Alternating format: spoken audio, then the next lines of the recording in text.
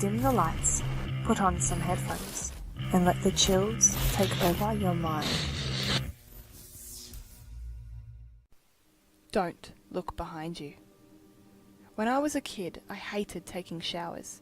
Every time I closed my eyes when washing my hair, I was afraid to open them. I was worried that if I opened them, some scary monster would materialize in front of my face. Sometimes I would open my eyes only to have them burned by the shampoo. It sounds goofy, I know, but I now realize that my fears had become the reason behind them. Something was in that house. Every time I was home alone, I felt it. I felt its eyes burning into my neck. Something was watching me. I knew it. I would turn my back every minute, only to realize that nothing was there. Sometimes I would sit against the wall, no matter how uncomfortable it was, just to make sure that nothing was standing behind me. It was summer, no school, and my mum was at work all day. I was alone in the house all day long. Every time I turned around, I would see the same thing. Nothing. Nothing was there. But then I turned around and I would feel it again. I would go on like this for several hours before my mum got home from work. It got worse every day. The feeling would get more intense. It would happen more and more often. Sometimes I would feel its breathing on my neck, but time and time again, I would turn my back only to be greeted with nothing. I began hearing footsteps from the attic, slow, rhythmic footsteps. I wrapped myself in a blanket and turned on the TV to drown out the noise.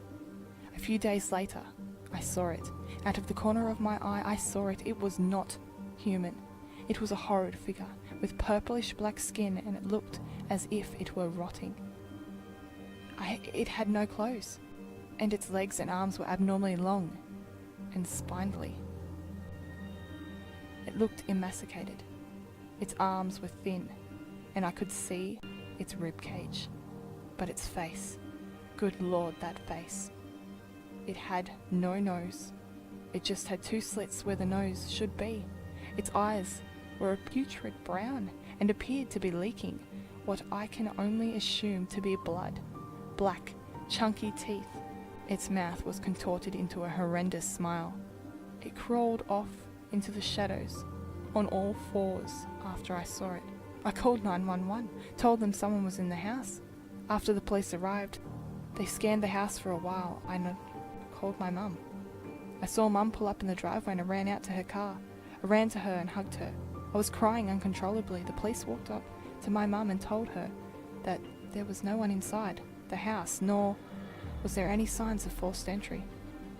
They talked to my mum for a while, then packed up their stuff and left. My mum told me nobody was in the house and I was just imagining things. I was not imagining things. I knew what I saw. I begged my mum not to go to work today. She said she had to work, but if I got really scared, I could call her and she would come right home.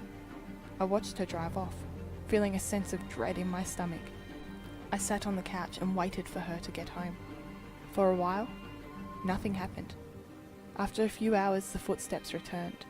They were furious. They were stomping straight in my direction. I hugged my pillow and quivered. The footsteps grew louder and louder until it seemed they were right on top of me. Then they stopped, my eyes filled with tears. I looked up. It was on the ceiling. And this is Simply Melancholy, signing off. Thanks for listening, and remember, you are not alone. There's someone right behind you.